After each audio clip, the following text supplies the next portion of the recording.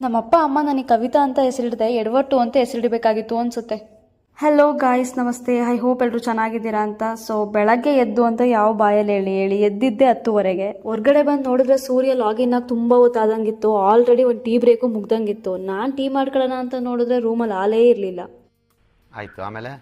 ಆಮೇಲೆ ಇನ್ನೇನು, ಹೊರ್ಗಡೆ ಹೋಗಿ ಹಾಲು ತೊಗೊಂಬಂದು ಟೀ ಮಾಡಿ ಕುಡ್ದಿದ್ದಾಯ್ತು. ಆಮೇಲೆ ಸ್ವಲ್ಪ ಕೆಲಸ ಇತ್ತು ಅಂತ ಕೆಲಸ ಮಾಡ್ತಾ ಕೂತಿದ್ದೆ. ಹೊರಗಡೆ ಏನಾಯ್ತು ಅಂತಾನೆ ಗೊತ್ತಿಲ್ಲ. ಸ್ವಲ್ಪ ಹೊತ್ತಾದ್ಮೇಲೆ ಎದ್ದು ಬಂದು ಹೊರಗಡೆ ನೋಡಿದ್ರೆ ಮಠ ಮಧ್ಯಾಹ್ನಕ್ಕೆ ಮಳೆ ಬಂದ್ಬಿಟ್ಟೈತೆ. ಈ ಬೆಂಗಳೂರು ವೆದರು ನನ್ನ ಮೂಡು ಎರಡೂ ಒಂದೇ ಗುರು. ಯಾವಾಗ ಹೆಂಗಿರುತ್ತೋ ಹೇಳಕ್ ಬರಲ್ಲ. ಈ ಮಾತು ಯಾಕೆ ಹೇಳ್ದೆ ಗೊತ್ತಾ? ಬೆಳಗ್ಗೆಯಿಂದ ಆರಾಮಾಗಿದ್ದಿದ್ದು ನಾನು ಮಧ್ಯಾಹ್ನಕ್ಕೆ ಯಾಕೋ ಬೇಜಾರಾಗೋಯ್ತು. ಬೇಜಾರಾದರೆ ಬುಕ್ಕಲ್ಲಿ ಬರೆಯೋ ಅಭ್ಯಾಸ ನನಗೆ. ಬುಕ್ಕಲ್ಲಿ ಬರೆಯೋಣ ಅಂದ್ಬಿಟ್ಟು ಬುಕ್ ತಗೊಂಡ್ರೆ ಬೇಜಾರಾಗಿರೋದೇ ಹೊರಟೋಗ್ಬಿಡೋದ. ಇಲ್ಲೊಂದು ಸಮಸ್ಯೆ ಖಂಡಿತ ಇದೆ. ಹೌದು ಆಚಾರ್ಯರೇ, ನನಗೂ ಯಾಕೋ ಹಂಗೆ ಅನಿಸ್ತಿದೆ.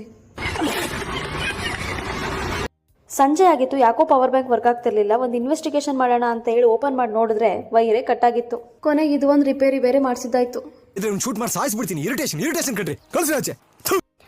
ಇದು ದುಡ್ಡು ಕೊಟ್ಟು ತಗೊಂಬಂದಿರೋದಲ್ಲ, ನಾನೇ ಮಾಡಿರೋಂಥ ಕ್ರಾಫ್ಟ್ ವರ್ಕು. ಹೇಗಿದೆ ಅಂತ ಕಾಮೆಂಟಲ್ಲಿ ತಿಳಿಸಿ.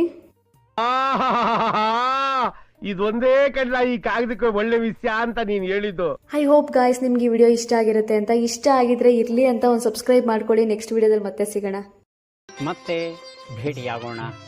ನಮಸ್ಕಾರ.